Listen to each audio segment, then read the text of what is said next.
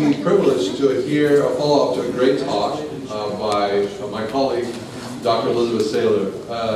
Elizabeth got her PhD at my alma mater, UC Berkeley. So we are kind of a small mafia of People's Republic of Berkeley, as we fondly used to call it. And Elizabeth works on a field that no one else, as far as I know, has worked on. A very under-researched, underworked field, which is to look at women writers. I think most of you would recognize Gibran Khalil-Gibran, Amir Rikhani, and Mikhail Aimi, and various other people that we come to know as Rabit al-Qalamiya, or the Pen Leagues, or the early Arab American intellectuals, who in many ways created a whole new language in the Mahja, and influenced the transformation of Arabic back in Lebanon. But no one other than Elizabeth have taken seriously the writing of many women who came here and began to explore their own creativity in various ways. Her primary focus has been a woman by the name of Afifa Karam, who she will be talking about today, I assume, but she also has been working on a larger project, which is mapping women writers in Brazil, in Argentina, and North America.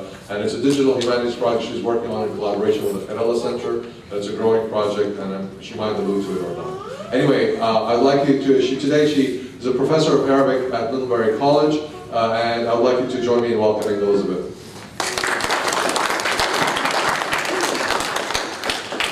So thank you so much to all the organizers of this event. Thank you to all of you for being here. It's really just so special. I was so moved by the film last night, and you know, this is what it's all about.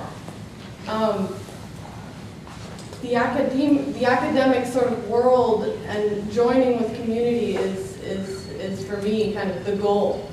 So I'm just so grateful to all of you for the tremendous achievement of the film that you produced, and the research that's continuing to happen, and for sharing your stories, because you know, it all comes back to that. It all comes back to the story. So I'm going to tell some stories today, and first, just I can't really claim a migration story. I think my ancestors came on the Mayflower, so I don't have Lebanese roots. But I sort of came at this from just a pure and unbridled love bordering on obsession with the Arabic language, and never imagined that my work on the pioneering Arab women novelists would take me back to my hometown of New York City. And so, anyway, I'll go into that a little bit more. But that research sort of led me to Afifa Karam, who is a pioneering Arab woman novelist, and lived in Shreveport, Louisiana. So another member of the wider network of the other version of the Southern Mahjab, the Southern American Mahjab, not the South American Mahjab. So let's see, I have way too many slides, so bear with me. So my first sort of part of the talk is going to be speaking about Afifa Karam because she's amazing, and I can't not speak about her. Part two will be just some snippets of ways in which I engage with Lebanese legacies in my own research, beyond Afifa Karam, and in my teaching. Many people don't know that the Arabic novel comes rather late to Arabic sort of literary tradition. And the reason is that, well, there are a number of reasons, but you probably heard about Arabic poetry and how important poetry was, and what kind of a pinnacle, what a high place it sort of occupied within literary arts in the Arab world. But sort of prose fiction was a little bit slower, or what we would consider to be a novel in the Western sense, comes a bit later. And while there were prose forms in Arabic earlier, before this literary and cultural enlightenment, they were rather limited to, you might have heard of Alf Layla wa Layla, 1001 Nights, so popular storytelling, and also the Waccamaw, which is a form of sort of a picaresque literary form. So there were prose fiction forms in Arabic prior to this time period, but nothing that really looks like a novel in the way that we think about it today. So I don't have to go into this. Everybody has set such beautiful, thank you Reem for setting the context for Greater Syria. And this is where some of the first glimmerings of that period, the Nahda means to get up or to rise. So it's often translated as awakening or renaissance in English, although it really just means getting up. So some of the earliest glimmerings of the Nahda appeared in this area of the world that we know as Sham, Bilad al-Sham, or Syria and Kubra, Greater Syria. And one of the primary vehicles for the novel was journalism, Arab journalism, which starts appearing around the same time. And I want to just mention one other reason why the novel's a bit sort of, why there's a controversy surrounding the novel in Arabic. It's because it was considered quite taboo. Novels normally tell stories of love and romance, right? So these were, there was sort of a conversation and dialogue going on about how this was inappropriate. Okay, so as we know, there was a great migration from this part of the world. And in my book, and just to not go on too long, but I look at the sort of dominant narratives that recount the history of the Arabic novel and its emergence. And what I tend to find is that there's a major sort of focus on Sham and Egypt as being sort of where the novel originated from. And also a major sort of focus on male writers. However, what you find is that actually in the Mahjar, or in the diaspora, there were also writers who were producing very early works of Arabic fiction, and among them, many women. So here I have just some of the women writers, and there are others that are pictured here. Some of the pioneering Arab women novelists who produced novels in Arabic well before one of the texts that's often cited as the first Arabic novel, which is an Egyptian author called Muhammad Hussein Heikel, who wrote a novel called Zainab. And there are people who say, okay, nobody says Zainab is the first Arabic novel anymore, but in fact, he is still cited as sort of one of the writers of the first major novels in Arabic. So, Afifa Karam, I'm reading about these women novelists, and I see New York City.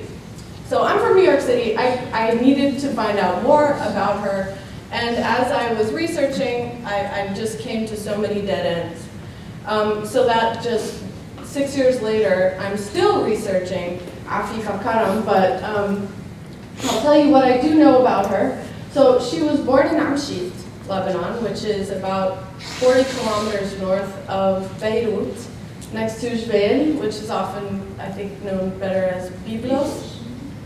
And she, actually, her father, when her father passed away in 1895, as the eldest in the family, it was important that she be married. So Afifa Karam was a bride of 14 years old when she followed her husband, John Karam, back to the United States.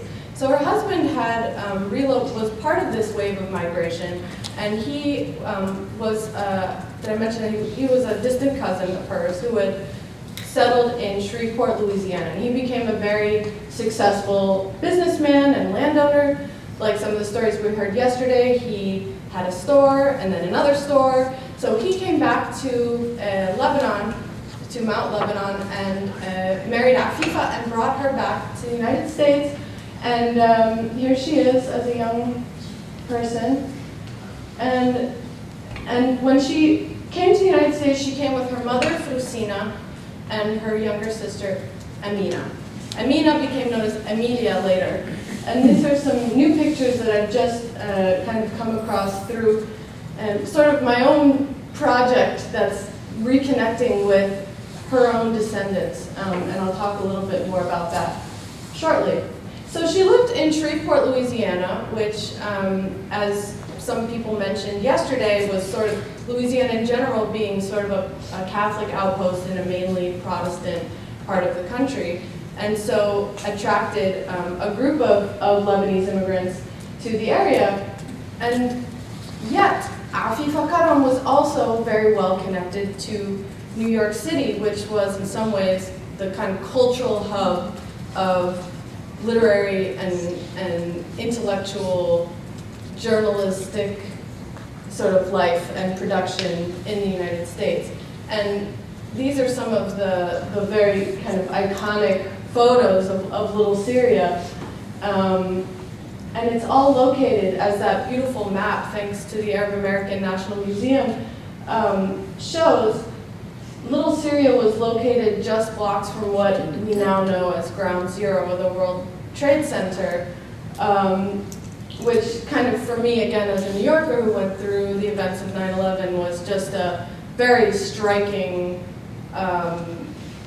connection that in the wake of so much damaging media about Arabs in general and Arabic speakers and Muslims, etc., that there was this really open-minded and creative group of individuals so close to that place who were producing some of the works of literature that really pushed the boundaries of Arabic poetry and prose and sort of set the groundwork for the modernist movement in Arabic literature. So I'll just go through some of these slides very quickly so you can see images of cute little kids in Little Syria. And so Little Syria was called the Syrian colony at the time, but it's now sort of more affectionately known as Little Syria. And you can see this is another beautiful map from the traveling exhibit by the Arab American National Museum that told the history of Little Syria. But you can see that in this one block radius, there were some 12 publishing houses. And the statistics are quite amazing when you realize that around, between 1890s and 1907, there were 21 daily and weekly Arabic language periodicals in the United States, and about 17 of those were in New York City. So as we've heard, we know about sort of the giants of this movement, Khalil Gibran and Amin Rihani and Mikhail Nuaima, and to a lesser extent the Haddad brothers, Nasib Arida, however, a character like Afifa Karam, who was extremely well known in her day, sort of falls off the map. And that's sort of an argument that I make in my work at large, which is that as a woman, she's sort of invisible. And on top of that, as a woman, deterritorialized woman, she's kind of marginalized in a second way. And then in the third way, the fact that she was writing these Arabic novels before the novel was an accepted literary genre in Arabic. It was taboo to write stories of love and marriage. So here she is in all her greatness. Where am I? I'm like 3 pages away from, okay. So how does Afifa Karam, how does this happen? How does this woman come with 6 months of education in Catholic school education in Lebanon, Mount Lebanon? How does she come to the United States at the age of 14 and by the age of 20 start writing journalism articles in the papers, and then by 22 has her own column in the papers, and 23 is writing novels? How does this happen? So this is Naum Mukarsel. So according to the story, so you saw the Syrian World, the journal that was just up. So in this image you have Saloum Mukarsel is the younger brother of Naum. Naum is in the hat, okay? So he was the editor of the newspaper Al-Huda, which became very, one of the most well-known and influential, perhaps, Arabic language newspapers in the United States. I like this one too. And he was, and this speaks to, again, these networks, the Southern American Southern Mahjar, which are these networks that connected individuals throughout the South of the United States. So prior to the publication of the first issue of Al-Huda, Naum Mukarsel was traveling through the South, and he was hosted by Afifa's husband, John Karam. at their home, and this is recounted in the obituary of John Karam, Afifa Karam's husband, in which the story goes that Naum met Afifa and was just kind of bowled over by her interest in Arabic, her skill. So she basically learned all of her literary Arabic in the United States, which is quite amazing. And this speaks to the importance of the press, the role that the press played, because it was through the Syrian immigrant press, the Syrian Lebanese press, that she learned her Arabic. And Naum also at the beginning gave her works of literature to read and also critiqued some of her written work. So this is a very cool article from the Times-Democrat, 1913, New Orleans, the most advanced Syrian woman in the world. Okay, so I'm just gonna read, and I have no proof that this is a true story, but I'm just gonna read a very small snippet from this article in which she says, okay, Afifa Karam wrote something, okay, with fear and trembling, Afifa Karam wrote something that had been in her mind for a long time. She read it over 100 times, and then one day she placed it in a large envelope, went to the post office in Shreveport, and mailed it to Mr. Mukarzad in Philadelphia. She then returned home and told her mother what she had done. If she had come back and announced that she had committed murder, she could not have created a greater sensation in that household. No Syrian woman had ever, okay. Mrs. Karam's mother scolded her, wept, and pleaded, and made such a row that generally the girl, who was only 20 at the time, ran back to the post office and threw herself upon the mercy of the postmaster. The letter had started on its journey. However, he was able to telegraph the postmaster in Philadelphia to stop the letter and send it back to Shreveport unopened. The telegram cost $2.50, but the letter was returned to Afifa Karam, and she tore it up and wept her eyes out. But her mother rejoiced. 2 or 3 months later, however, Afifa wrote something else. This time, she kept the fact secret. She shipped the manuscript away, and the article was printed in Al-Huda. And the rest is history. So, just about a year after that, she's given by Naum Mukarzad, the editor, her own column, and you can't see the picture's really bad, but she has sort of flower in her hair. Here's another later version of it, and the column was called Mabahith Nisaiya, or Women's Topics.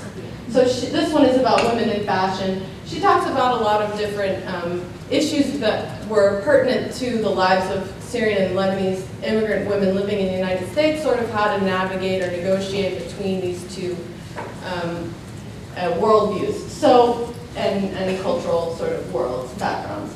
So just a quick outline of her work. She writes these are the 3 novels that we found. There's apparently a 4th and a 5th that I have not yet found, Cleopatra,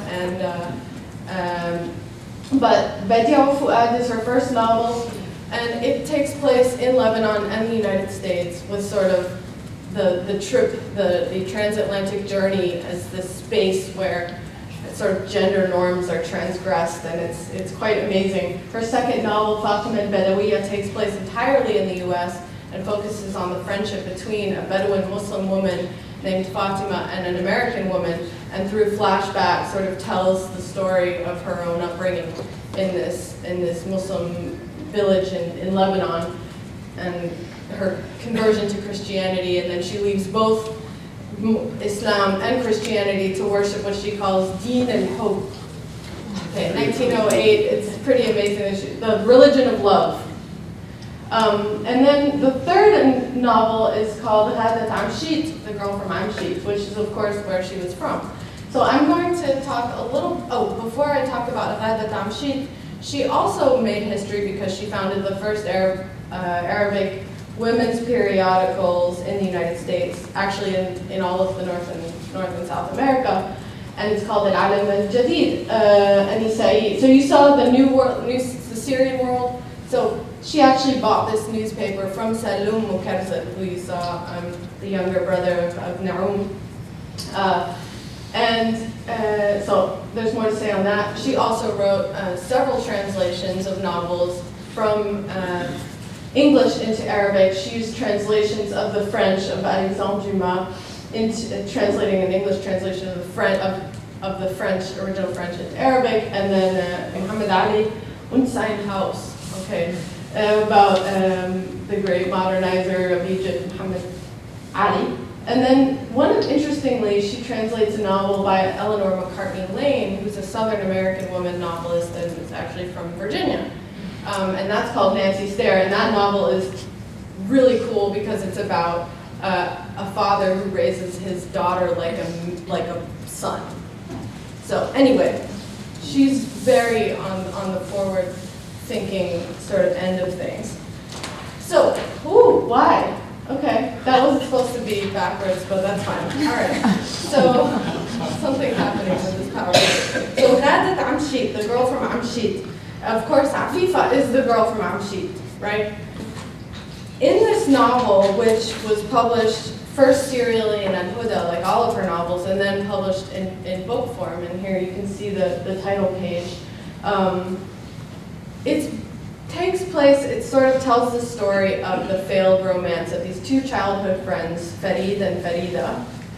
And Farida becomes the heroine of the novel.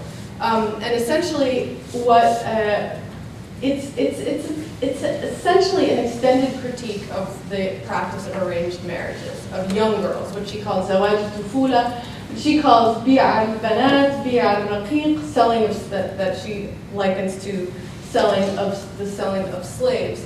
And essentially, in addition to condemning sort of the practice of arranged marriages of young girls, she's also criticizing the sort of religious education in Lebanon, which she called, which she says taught people blind obedience, and that girls who were emerged from this religious education system were like dolls, motionless dolls, and statues, wax statues. And what, in her view, she says, "Imra'at al-yawm hiya ghayr imra'at al-ams." The woman of today is unlike the woman of yesterday, and that the woman of today requires a complete education, which is education religious, diniya, adabiyya, which is cultural or literary education, edification, and dunyawiyya, worldly education. She says we need hearts that feel, brains that think, hands that work, minds that invent, not statues inside of our houses. So, as you can see, she was very strong. All of her women characters work outside of the home. They're financially independent. They choose their husbands. They speak out when they need to. It's quite astounding. And she was very aware of the world she was entering. She was very aware of what she called the gnashing of teeth and the lashing of tongues, which were the reactions of people to her work. And in fact, there were multiple people who would write to Al-Huda and say, obviously this is Naum Mukarza is pretending to be a woman, or obviously Naum Mukarza is writing her work. And she actually comes back in 1905 with this fiery article where she says, you can just see her fingers snapping, that she can't believe that people, would doubt that she kind of puts herself down in a way, but to say that, I don't even think what I'm doing is so amazing that you should think it's impossible that a woman would be able to write this. So, as you can see, I'm obsessed with her. After sort of years of doing this work, she's finally being recognized. So I was so happy that 2 years ago, the Arab American National Museum honored Afifa Karam with a posthumous Lifetime Achievement Award. And I was able to be there to welcome some of her descendants to come and accept the award. Here's honor of the Women's History Month. The New York City Mayor's Office put this list of incredible women, including Billie Holiday, Edith Wharton, and Afifa Karam. Okay, so Lebanese presence, is taking the stage. And this to me is so meaningful because it really does show that Lebanese and Arab Americans and Syrian Americans are part of the fabric of this country, and they're no longer as invisible, perhaps, as they once were. So I don't know how I am on time, but I need 5? Okay. All right. So in recent years, I've been connecting more with some of her descendants and getting more photos, and the photo stuff is so important. Here she is with some of her friends at the state fair. Here we have her, not blood, but step-grandchildren. And here was a big fun party just the other day in Baton Rouge, Louisiana. And I'm going to play just a couple of snippets from, okay. Where's My grandfather, my mother's dad, used to live in Douglas, Arizona. He passed away. And so Uncle K. John Caron, they called him, was from Shreveport. And he had a business. And so he heard about my mother's daddy and his brother that were doing business across the border in Mexico. So Douglas is, you can spit across, it's just right there, you walk in.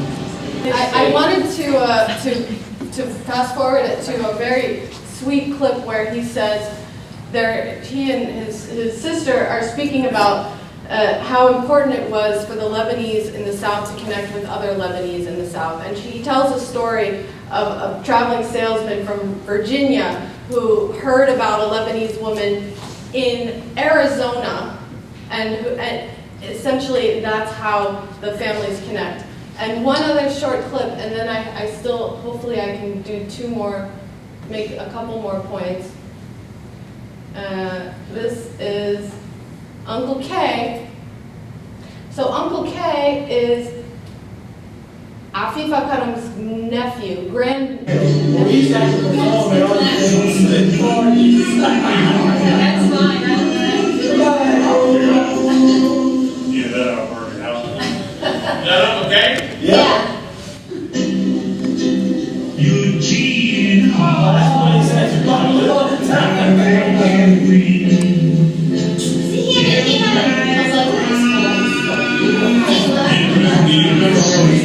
Recorded or Joe Davis. So you see how these Lebanese people are just as Southern as they are American, as they are Lebanese, excuse me. And that those identities are enmeshed in a beautiful, beautiful way. Here is, you can see repping Louisiana with the Tigers, and proud of her grandmother, Big Mama.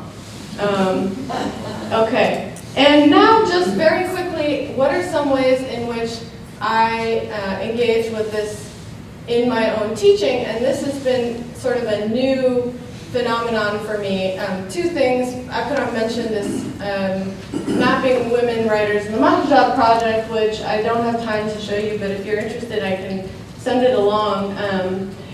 This is just a way to use the digital humanities and mapping technology to show really how widespread the phenomenon of women's writing was at this period, and perhaps even that the global aspect of it is more important than the local. The fact that they were writers in Buenos Aires and Sao Paulo in conversation with writers in Louisiana and Paris at this moment. And what's really needed at this time are just the very basic legwork of research.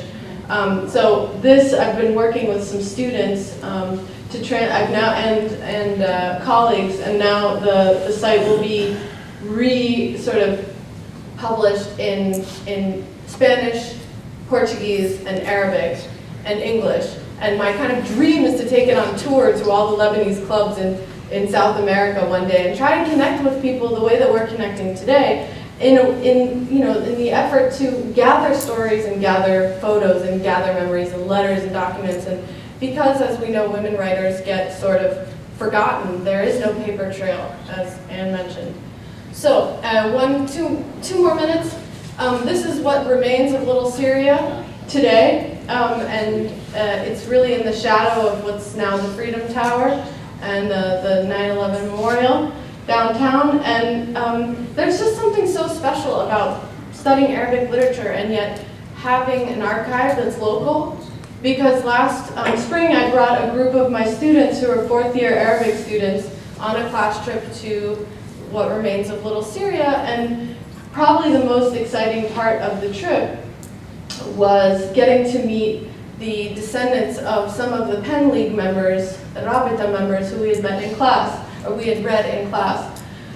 So this is the granddaughter of Abdel Masih Haddad and the daughter of Nadra Haddad, and we had read works by both of them. So they brought photos, and we shared experiences in that way.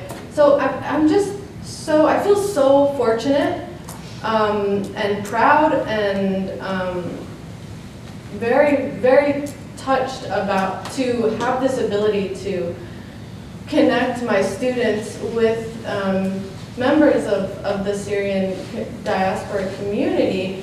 And I think it brings the material alive for them in this way that reading a 10th century poet from Kufa or Basra is not really going to be able to achieve.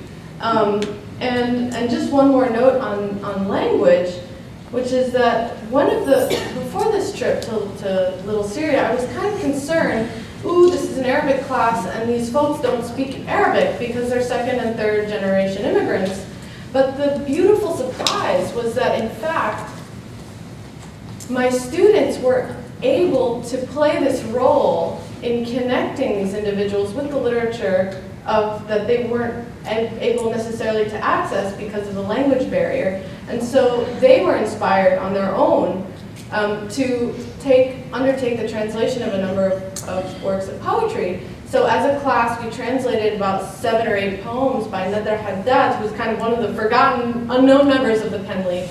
And my student has beautifully put them into a chapbook that we're going down to deliver to Josette next weekend in Brooklyn. So there's just so much potential here for this kind of work to continue, and thank you so much for letting me share a little bit of how I engage Lebanese legacies in my teaching and in my research.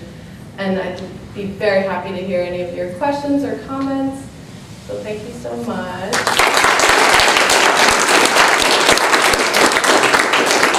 So again, we have about 15 minutes for questions and answers, and we'll open it up if you could just follow up what they asked. Yeah, I have a personal question. How did you get interested in this? Yeah, that's I know, it's weird. No. How did I get interested? I'm a language person, that's kind of my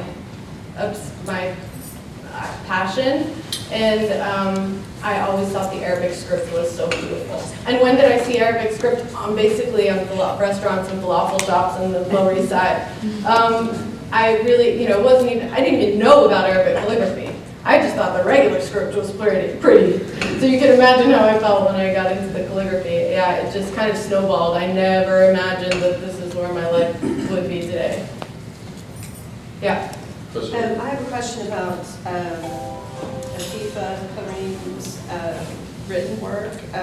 Have you translated her? So I'm assuming that it was written in Arabic, and then have you translated it to English? Is it published? I mean, can we find it anywhere? Not yet. So I've translated the pieces that I need in order to write, about her into English. So you can find sort of chunks of translation in my dissertation, but I really want to translate the novels because I feel like it's really important. And I have people waiting in the wings who are, ready to join me on that process. So I think it's just it's a matter of time, but it's a goal that I have.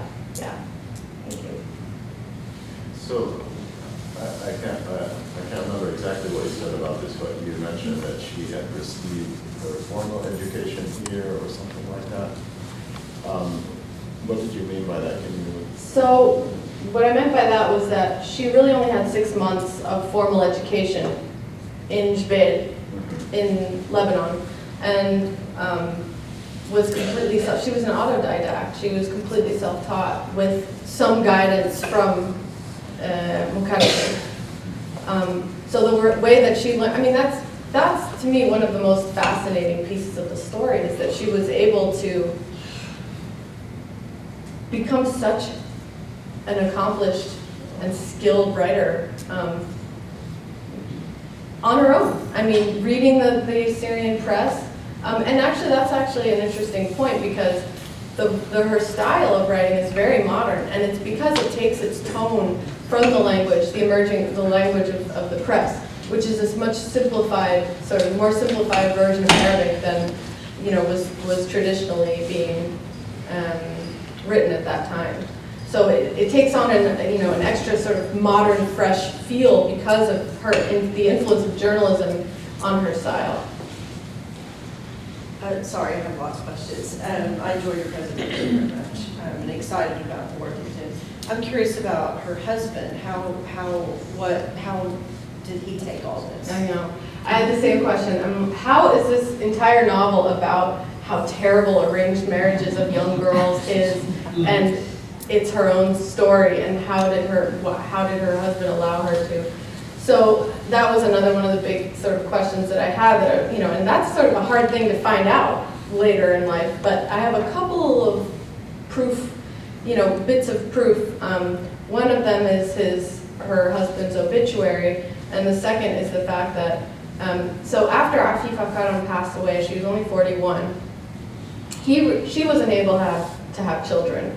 And so, her books were like her children, right? But this was a very sad thing in her life. She very much wanted children, and I want to go back to that. But John Karam, her husband, remarried a divorced woman. And this is the mother of the folks that you saw in the picture. Grandmother, sorry. When he died, instead of being married next to his second wife, he wanted to be buried next to Afifa. So they're buried in the same plot, side by side in Shreveport. So that's one thing, the fact that he chose to be buried next to her. The second thing is that in this obituary that was published in the Huda in the 40s, 45, so 46, after John Karam died, there was a long stretch of the obituary itself that described how much he supported his wife in all of her literary undertakings, until the name Afifa Karam soared far and wide. So he was a very forward-thinking guy, and everybody loved him. And just a note on the John Karam. So Afifa Karam wanted children so badly, and she wasn't able to have children. So her sister, Amina, who you saw in the picture, who becomes Amelia in the United States, when she was having her third child, she said, "Look, I've already had 2, you can raise my third." This is a story I just heard in Baton Rouge. And that's why his name is Uncle K. He was named Uncle K. John, her nephew, because, so Afifa could raise him as her own child. But then she died 1 year after he was born. How did she die? Cerebral hemorrhage. So there was a lot of bad health in the family. I was down there, and lots of heart disease and diabetes and strokes. The editor also played a very important role. Yeah, the editor, he did play a very important role in her life, and she dedicates almost all of her novels to him because he was so, played such an important role in sort of giving her the confidence and giving her the platform. Yeah. But she was who she was before she died. I mean, she was sort of born that way. I know, it's quite amazing. She was definitely a formidable person. Mm-hmm. Did Afifa Karam have an entire group of women writers writing for her magazines? Because That's a really good question. She had two of them, didn't So the she? question was, did she have a group of women writers? So she had two women's periodicals, it's Yes. true. And I don't, to my knowledge, she didn't hire. Nobody was really being paid to write. In fact, it was haram if you said you were being paid to write, because, all women writers had to kind of squeeze by on things like, we're doing it in service for the nation, not to get money, because that means you're a professional writer, and already you're breaking a lot of taboos and by entering into a male-dominated field. But what I did notice, and this is part of the mapping project that I'm working on with the Pawleys Center, and Margie, who is coming, she's not? Oh, okay. Is that the women writers during this period were in touch with one another in very interesting ways. So they would republish each other's work in their own newspapers, and they referenced each other, and they actually called each other their sisters. So they considered, their fellow Lebanese women writers and journalists, they considered themselves as linked in a network of this sort of revival and this women's renaissance that was a transnational movement. Looking at her question, the editor was an influence, but surely there were other influences in her life. Somebody, something influenced her. So what were the other influences in her life besides the editor? Well, we do know that she came from her parents were pretty well educated. Her father was a doctor for the Ottomans, and her mother, which Furusina, was able to read and write. So for someone of her mother's generation, that was very unusual. And the sources say that she was her husband's right-hand man and right hand in all of his affairs. So I think she was Amshit was a very sort of center of culture. There were a lot of gatherings where people discussed, and of course we talked a little bit about the Nahda. She would have been raised in a home where early Syrian and Lebanese journals that were published in Beirut, for example, and elsewhere would be read aloud and circulated. So I'm very sure that she was exposed to sort of this literary blossoming prior to her arrival, but it was in the United States, but it was very, and her age, right? So most of it really was from the sort of relationships that she developed here in the United States with Maremma and by reading the Syrian press and the transnational press, not only New York-based presses, but there was, these newspapers traveled. Yeah. Okay. So I want to come back to the idea of she wrote about how these women wrote in service of the nation. So what role, does the nation, the Lebanon, play in her writing, in her journals?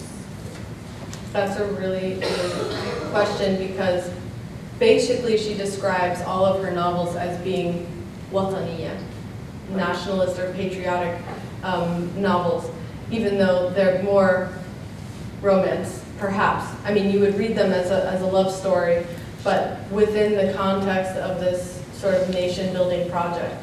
So I think it plays a very big role, and I think that her sort of, if I were to encapsulate how I see her negotiating with this idea of nationalism, is that she's always trying to find this sort of balance between what are the things that we absolutely can't lose from our beautiful culture, and what are the things that are just outmoded and are not serving us and are not serving women, and what are the things in the United States and how women live and how American culture sort of operates that are really great additions to our own sort of national identity, and what are the ways in which American women are just missing it, not. So there's this constant sort of balancing act that she's doing between these two cultures, and so it seems very much hybrid.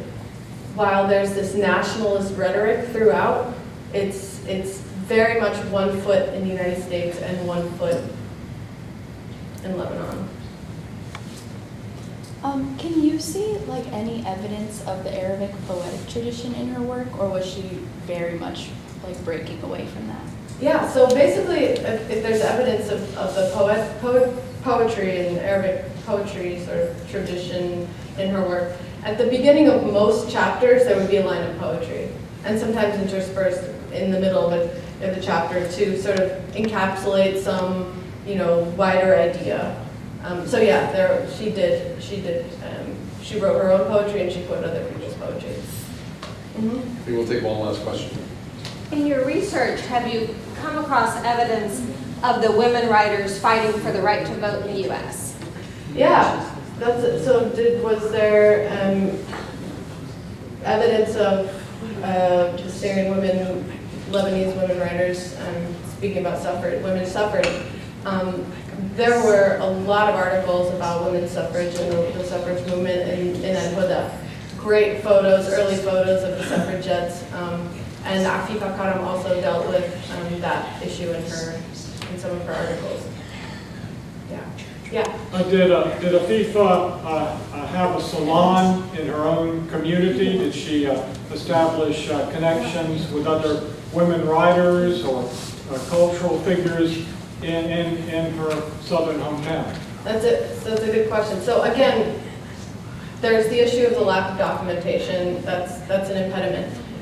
The only evidence I've found is evidence of textual connections that linked Afifa with Labiba Hashim, who was writing in Cairo, and Mary Ajami and other women writers.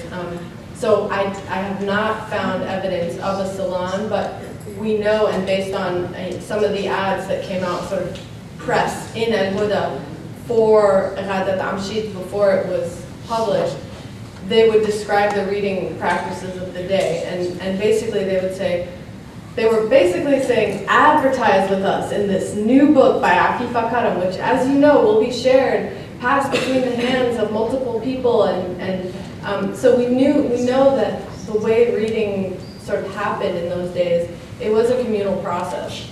So whether or not it was a salon with a capital S, like in the French way, no, but I don't know, but or perhaps not. But in the way that they gathered together and read aloud and discussed literature and culture in a physical space, I'm sure. Yeah. Thank you so much. If you join me.